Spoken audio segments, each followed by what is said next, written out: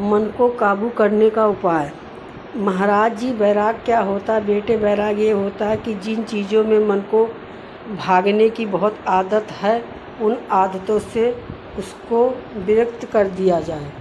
आपको हमने ध्यान का पहला लक्षण ये बताया था कि आप कृपा करके जब तक यहाँ हैं अपने घर की आदतों से छुटकारा पा लीजिए। उन आदतों पर विचार करना छोड़ दीजिए। पढ़ना बंद कर देते हैं, छोड़ दीजिए सॉरी। क्या योगाभ्यासों में ऐसे भी नियम हैं कि अखबार पढ़ना बंद कर देते हैं, चिट्ठी पत्री के लिए मना कर देते हैं, और डालना ही तो गुरु जी के नाम डालिए। कोई बहुत आवश्यक बात होगी तो वे हमें बता देंगे। इससे क्या फ़ायदा होगा बेटा? यहाँ जो आप ध्यान योग के लिए आए थे, जो आध्यात्मिक लाभ उठाने के लिए आए थे, उससे आपका ध्यान बार बार वहाँ जाएगा, बार बार वहीं बना रहेगा। आपको अपने अंतरंग जीवन में प्रवेश करने का जो अभ्यास हम यहाँ लाना चाहते थे, इससे आपको उसमें सफलता कभी नहीं मिल सकती। हमने आपको उस दिन भी कहा था कि आप अपनी सांसारिक समस्याओं को लिखकर हमारे हवाले कर दें और फिर आप मिशन पर जाएं। नहीं साहब, हमारी दुकान का बहुत नुकसान हो जाएगा। तो बेटे फिर दो ही उपाय हैं, या तो तू दुकान पर चला जा, या फिर नुकसान उठाना बर्दाश्त कर या फिर हमारे ऊपर छोड़ दे। गुरुजी, हम महीने भर यहाँ रहेंगे तो हमारी दुकान का नुकसान होगा, हम संभाल लेंगे। और हमारे ऊपर विश्वास नहीं होता तो नौकर दे। नहीं महाराज जी, इन तीनों में से कोई भी काम नहीं करूँगा तो फिर क्या करेगा? चिंता करूँगा। बेटे, चिंता करेगा तो यहाँ से भी मारा जाएगा और वहाँ से भी मारा जाएगा। वैराग्यम अभ्यास। मित्रों, मैंने आपसे ये कहा था कि जब तक आप यहाँ पर आएँ तब तक एक वैरागी के तरीके से रहें। मन का अभ्यास बार बार यहाँ से भागने का है, अतः उसे रोकने का प्रयास करें। तभी आपको ध्यान योग में सफलता मिलेगी। ध्यान योग की सफलता का अर्थ ये है कि आपकी मानसिक शक्ति इतनी मजबूत होती चली जाएगी, कुछ ही दिनों में आप इसका चमत्कार देखेंगे। हिंदुइज्म में केवल एकाग्रता की शक्ति का उपयोग किया जाता है। यूरोप आदि देशों में सम्मोहन के माध्यम से मानसिक शक्ति का प्रयोग किया गया है। इसमें केवल एकाग्रता की शक्ति का प्रयोग होता है। हिप्नोटिज्म क्या है? मैनोमोजियम क्या है? एक काला गोला लेते हैं और उसमें मध्य सफ़ेद बिंदु पर ये ध्यान करते हैं कि हम इस बिंदु के बीच में धंसते चले जा रहे हैं, हमारी ताकत धंसती चली जा रही है। दुनिया में एक ही बिंदु है और दूसरी कोई चीज़ नहीं है। काले सफ़ेद बिंदु को पूरी एकाग्रता से देखते हैं। एकाग्रता से शक्ति आती है, तभी तो बेहोश करने से लेकर म्यूजियम तक बहुत तरह के लाभ मिलते हैं। नज़र लगने में एकाग्रता की शक्ति काम करती है। आँख से देखकर किसी को अच्छा करने में एकाग्रता की शक्ति काम करती है। बहुत सी चीज़ें हैं जो एकाग्रता से संबंध रखती है। आँखों में से एकाग्रता की शक्ति बाहर भी निकलती है। अजगर ही एक विशेषता होती है, वह अपनी आँखों की ताकत से सब चीज़ों को गिरा लेता है।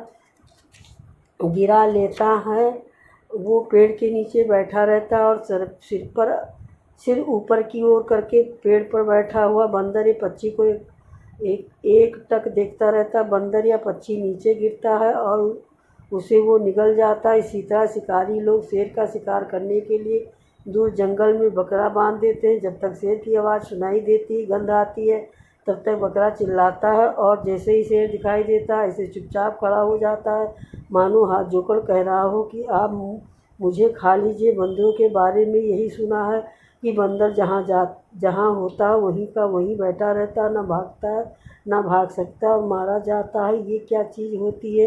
ये एकाग्रता की शक्ति है जो हिप्नोटिज्म के नाम से, आँखों के प्रभाव के नाम से, प्रतिभा के नाम से जिस भी आदमी में पाई जाती वो सब एकाग्रता का चमत्कार है। एकाग्रता के चमत्कार मित्रों, एकाग्रता के चमत्कार की शक्ति के बारे में भला मैं आपको क्या बताऊं। ध्यान की एकाग्रता जिसमें आ जाती वो फर्स्ट डिवीज़न में पास हो जाता है।